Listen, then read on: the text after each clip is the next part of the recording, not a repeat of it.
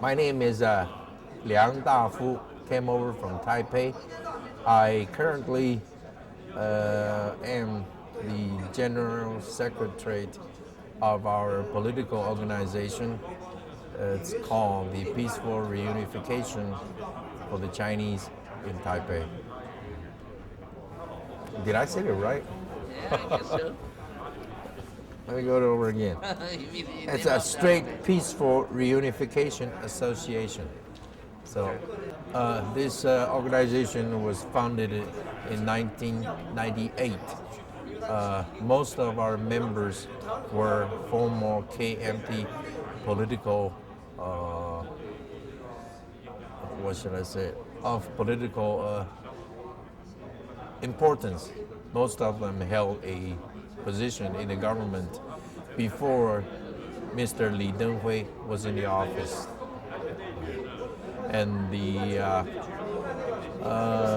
purpose of this organization is to promote the idea of reunification between Taiwan and China through a peaceful method. No, that's at the beginning of our organization, and gradually we have so many people participated in it, and they agree with our idea of the peaceful reunification in the future between Taiwan and China.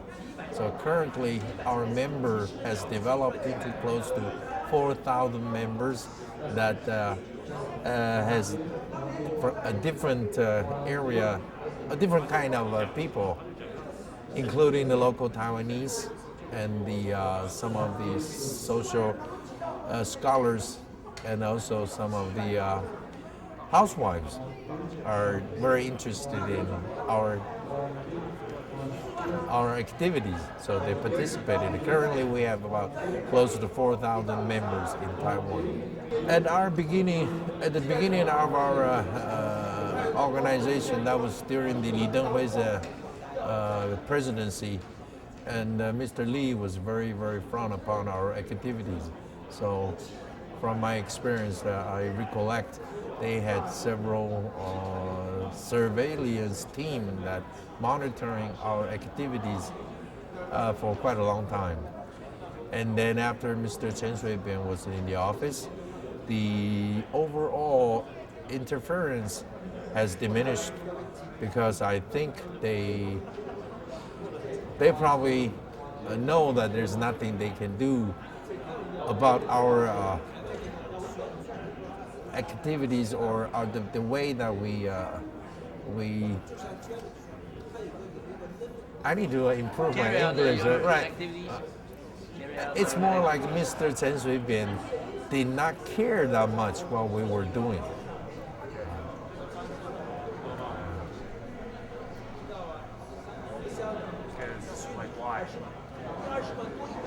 I guess they probably adopt the policy that we just ignore you, and there's not a whole lot you can do. I think that's why, because this is a private organization. We are very tight in our financial situation, and our resources are limited. We do have regular activities in Taipei, in Taiwan, but it is no match with the organization or the party like Minjindang. In other words, our whole activity was limited into a gathering people, spreading the idea, than actually practical maneuvers. Maybe Mr. Chen can explain it better, but I think I have limited vocabulary to describe wholly what we were doing. I think you did very well. Huh? Well, a few points I would like to add. Mr. Liang's father was the chairman of the Senate in Taiwan for several terms. And Mr. Liang helped his father to found this organization. So that's the first thing I'd like to add. I think the second thing is, though earlier you mentioned the look like DPP and Chen Shui-bian's government didn't put too much pressure on our organization. But I think yes, actually before Chen Shui-bian was in power, Taiwan's already a free country. That kind of open society was established actually by late President Jiang Jinggu. Okay. So actually before Li Denghui and Chen Shui-bian, Taiwan's already a free country.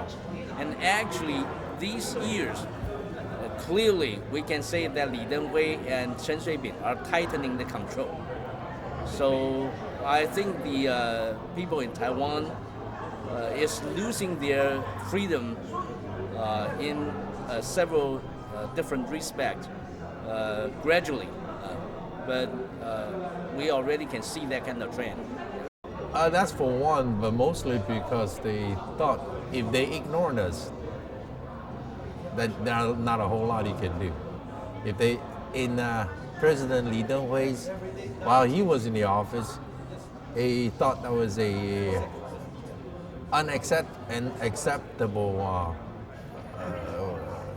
idea. Because at that time, Mr. Li Denghui was the president of KMT, and he thought it's humiliating that a group of KMT people that get together opposing his policy. So at that time, I think it has a lot reflect some of the Mr. Li Denghui's personal character. The guy is very tricky. He didn't like you. He put a lot of surveillance on you, and I think he likes that way. He get a kick out of that way. That, of course, that was my personal opinion. Just like J. Edgar Hoover has a lot of interest in collecting some politicians' private life, and he enjoyed it. I think Mr. Li Denghui was that way when he was dealing with us before he left the office in 2000. Collecting your private lives? No, not private life, into our activities, what we're doing. He liked to have 100% control of the information, what we were doing at that time. And then Mr. Chen Shui-bian did not care that much. But they cared enough to organizing quite a few international meetings to oppose our opinion. They did it in Tokyo, and they did it in Brazil, they did it in South Africa, right after our international forum, like what we're having today, and they organized the same thing, just following our footsteps to calm the overseas Chinese. So, but what we're doing in Taipei, they did not interfere at all. I asked her, what kind of people do you think will be attending this meeting, this conference? And she said, sounds communist. What's your response to that? I think it's a very absurd accusation. I mean, you were saying about the forum meeting in this nature, right? Yeah. Right. Just the name. Over the last 4 years, we have held 11 times international of this kind of conference from at different locations. All these activities and the get together or conference, we've been accused by the Taiwanese opposing party of either commie collaborator or communist organized activities, which was not true. As you can understand that what you have seen today, most of this kind of meeting or conference was organized by the local overseas Chinese with the only one purpose in mind, and that they like to see one day China and Taiwan reunified as a one country. Maybe not now, but in the future. We don't like to see any military action between these two areas, because we all believe we're all Chinese, and it would be a sad story that if the mainland China would eventually use military power to take Taiwan by force. We don't like to see that. So most people that having the same idea that participated in this, I think it's very, very ugly way to accuse us as a part of as communist or commie collaborator or something like that. But I think there's a not very complete or thorough definition of this organization or the participants. Because we can see, once you come here, you can see there are some people from mainland China. But there you also can see very high percentage of the overseas Chinese, which is from societies by the people from Taiwan, actually. So I think if somebody commenting the participants of this organization, most of them are communists, that's not true. And frankly, I would like to clarify that. I would say quite a number or a percentage of the participants, like me, we were anti-communist. We were. That doesn't mean we are not anti-communist anymore today. We do think democracy is needed by mainland China. But the reason why we organize this organization is because we think the Taiwanese independence is more damaging to Taiwan itself as well as mainland China. It does nobody any good. And so today we have people from mainland China, and also we have participants from overseas Chinese community, because we all come in to join this organization for the single purpose that we like to promote peaceful reunification of China and Taiwan. We don't think Taiwanese independence serve Taiwan's future interest. Actually, I think it will hurt Taiwan's future interest very, very badly. I don't know how familiar you are with the historical background between Taiwan and China. Taiwan was taken by force after Sino-Japan War in 1895. Personally, I think with the issue of recount, earlier Mr. Zhu Gaozheng had made a very clear right about this recount procedures. Now we're looking at the total election process. It was not carried out in a legal manner. By that I mean, number one, the assassination attempts of Mr. Chen Shui-bian. There are so many stories behind it, but the point I'm trying to state is, when they declared the national emergency situation after Mr. Chen Shui-bian was shot, according to our election law, they should have stopped the process of election. They should have stopped it, and they did not. That's for one.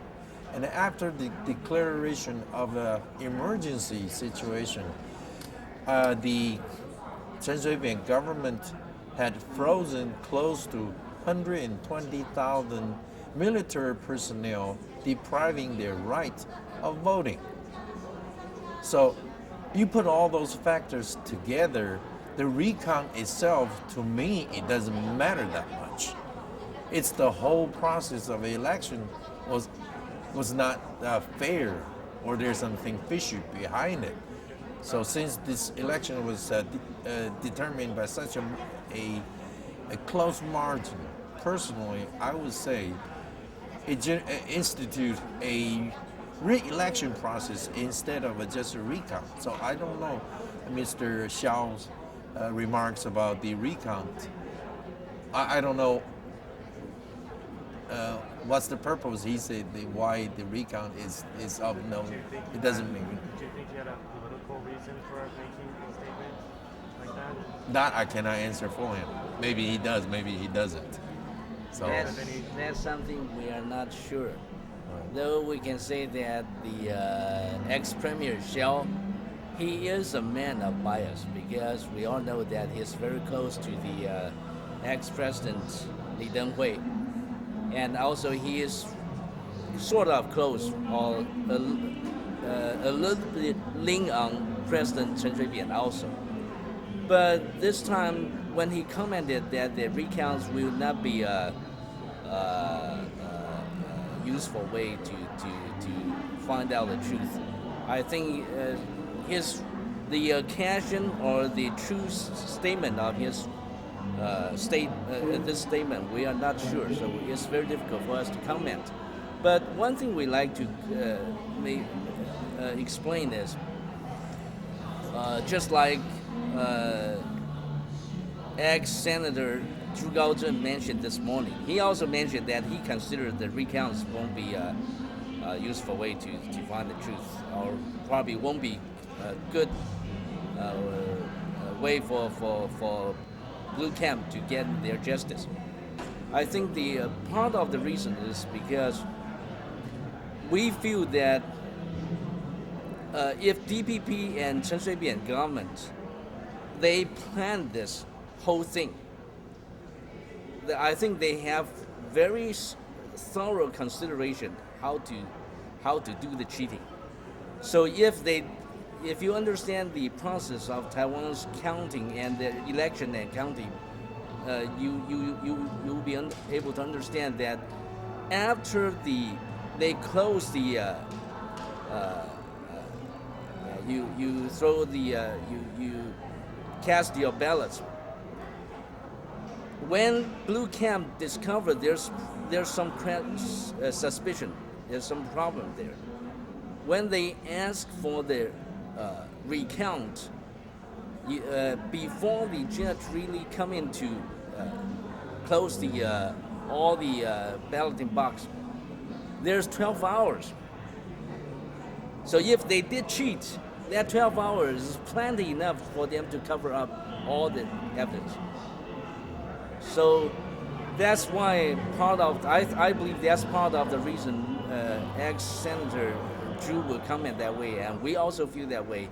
Recount might not solve the problem because there's too many suspicious points. Recount is only one possible way or one approach we like to try, but the recount is not possible to clarify the whole thing. Well, if the recount is done, will it possibly lead to further investigations?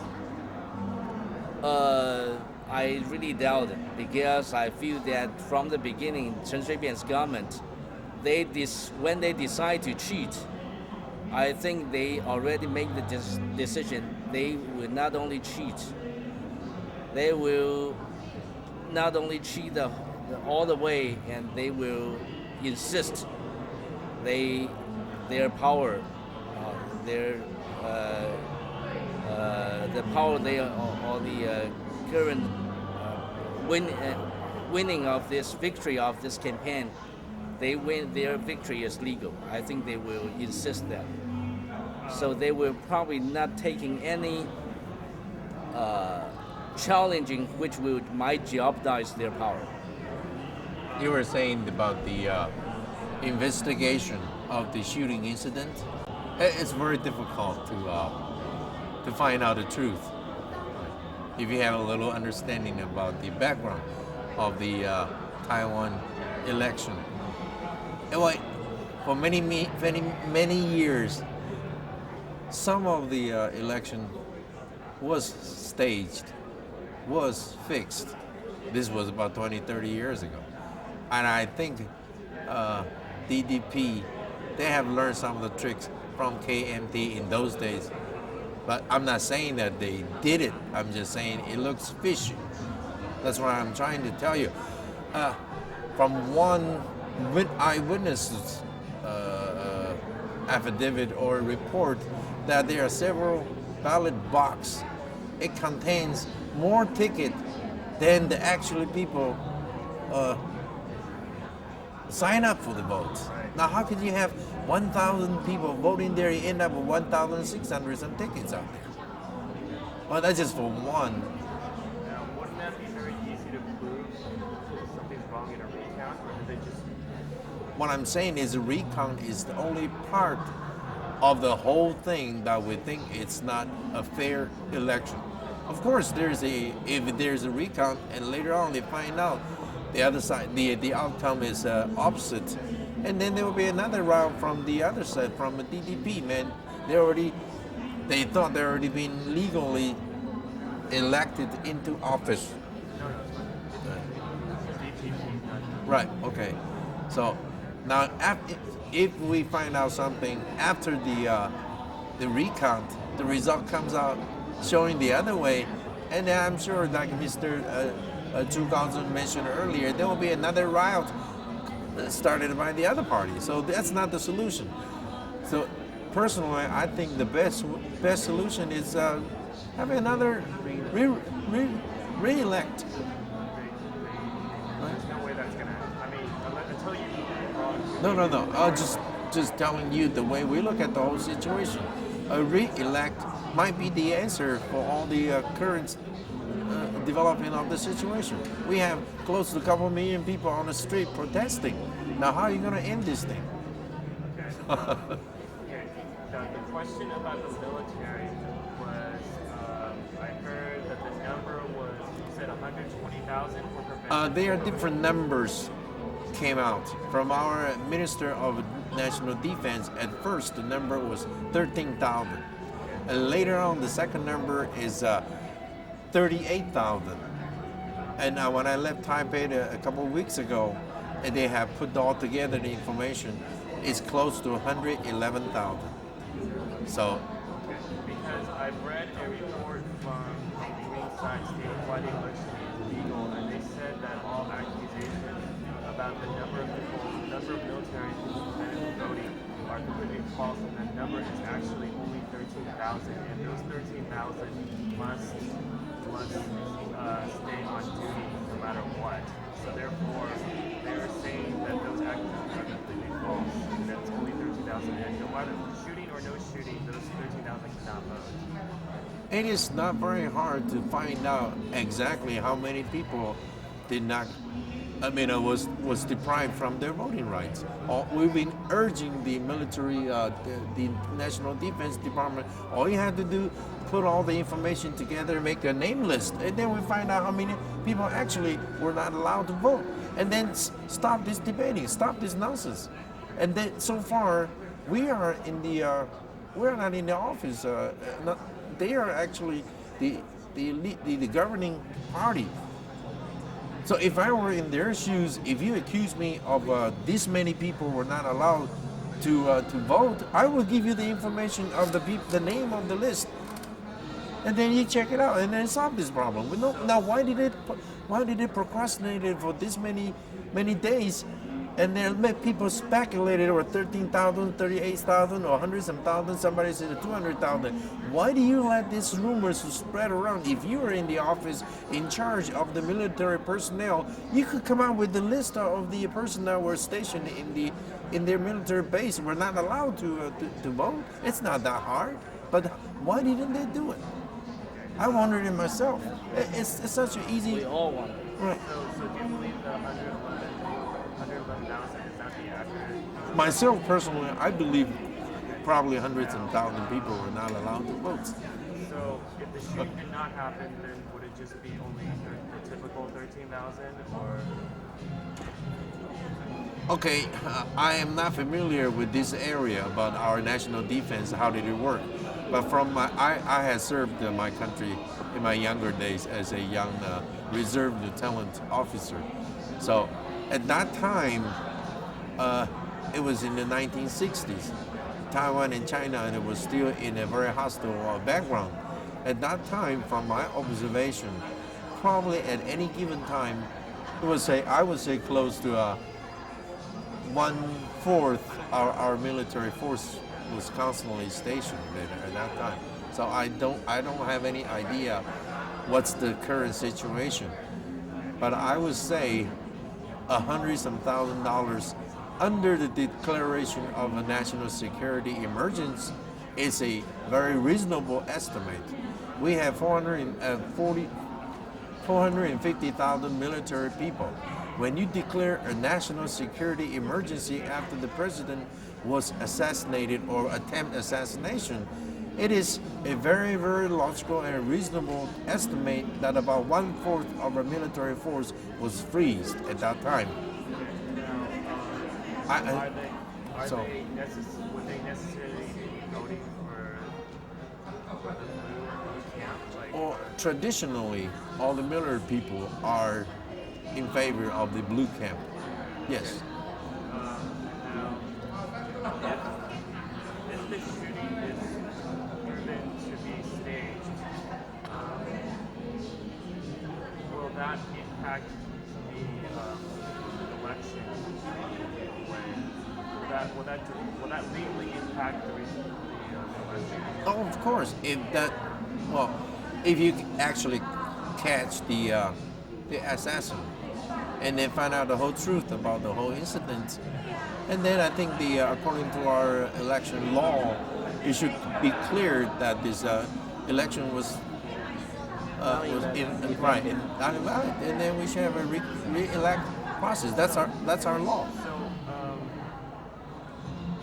So if it is proven that the assassination is staged, then that will legally make the election Nullify the outcome of the election. In other words, this is right. Yes, that's our law. Oh, why? What is the law state specifically? Yes, in the election law. What does it say? It says if somebody do some forgery or some trick, which is done to influence the election, then the election should be considered non-effective. It's in the law, and the item of the law, ex-Senator Zhu Gaozhen mentioned it this morning.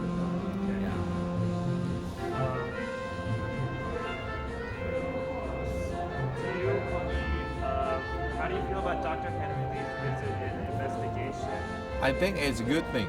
Dr. Henry Lee, as far as I know, is a specialist in this forensic expert. So his assistance of finding the actual shooting truth is very important for the future development. But however, I doubt it. He will be only giving a opinion of a forensic specialist. But what if there's a group behind the whole conspiracy and staged the whole thing? That Dr. Henry Lee will not have any hand to touch in that area. Let me give you an example. About 2 weeks ago, the actual district attorney handling this incident openly declared that he said the possibility of a self-staged, the self-staged possibility should be excluded because I don't find any reason to believe that it's self-staged. I challenged him myself personally at one meeting after he made that remarks. I said, the only way that you can declare that there's no possible self-staged case is after you catch the true assassin and then find out the whole truth of the story. But the district attorney in charge of the investigation of this incident, the 检察官, what was his name? I don't remember. Right, the prosecutor or district attorney. Right. So it is absurd. Now, how can you say this whole attempt assassination is not self-staged before you even find the actual person that carried out and solve the problem? Unless you solve the whole case, you cannot say anything about this thing. And you're a chief prosecutor or district attorney in charge of this investigation of this incident. You already jumped the conclusion before you even find you catch the person who did it. We suspect, based on several things, several facts that happened that afternoon, right at the scene of the attempted assassination. Number one, the security people, the security team had violated every every security positions in carrying out their mission. And number two, after the shooting, instead of going to the nearest hospital, and these people send this person over to a hospital about 20 miles away, 20 minutes away, instead of going to a hospital close by.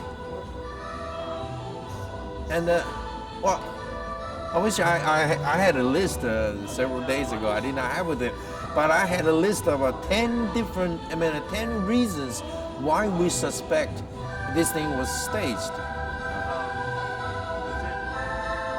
It's no false accusation, but based on all the things happened in that afternoon, we even look at the videotape that some bystander took, detail by detail. It showed after the shooting, all the security people were not even looking for who was doing it. Like let's use common sense. Suppose we are in a security team, and our mission is to protect this guy. And after the shooting, we should spread our mission before anything happened. That two will protect this person, and the two will look around and with their guns and trying to find whoever did the shooting. So do you remember when President Reagan was shot? I watched the on TV several times at that time. I was in the United States. It showed that part of the security people covered Mr. Reagan with their body, tried to prevent it from further shooting. And the other 2 or 3 security guards, they had their gun pulled out and tried to find out where the fire coming from. And in a split second, they spotted the shooter and caught him right away. So you look at the videotape, it was taped at that time, and there was any reaction or no response of these security people in trying to find wherever the shot came from, or put their body on Mr. Chen to protect them from further attack. Now, does this sound usual? And these people are well-trained security team. Their only job is to protect this person, and they violated all the security code. First of all, they did not have them put a bulletproof vest. Number 2, they put president and the vice president on the same car. And number 3, instead of a security people driving the vehicle, they have another person driving the vehicle. What does it? I had a list of about 10 or 12 different things. It's really we are trying to urge the government to form a committee to carry out the total investigation of this whole incident. And I think so far they haven't done that yet, right? They said, according to my recollection, that they say this is a criminal process. There's no need to form a special committee to investigate into this matter. In answering your question, if we do have a committee formed in investigating this whole incident, of course, any witness affidavit or their remarks will be taken into consideration. Well, they don't have to reinforce. These protesters, they know. They already firmly believe, because like I mentioned earlier, there are so many suspicious points so far. That leads only one direction. So, the way we observe, they feel if you don't have any concrete evidence, all you have is speculation. And I'm not going to help you in forming this special committee to investigate into the deep depth of the whole situation. And now you have to go find your evidence. In other words, I'm sitting in a driver's seat, right? So far, Mr. Chen Shui-bian, his attitude is, I don't give a damn what you guys doing. It will cool off in the future. So far, I'm just sitting my ass here waiting to be inaugurated, and not a whole lot you can do. Oh, I think they will continue to protest. They will continue to protest, not because of one recount incident or one shooting incident. The way they feel from the national referendum of the 公投, that's for one of the reasons that they carried out the way they did. In other words, the people protesting not only because 1 or 2 incidents, it's the whole process was so unfair. And on top of the whole thing, and there was a shooting incident. They put them all together. They feel they were being cheated. So even if the recount does not go in their favor, do you think the protest will still continue?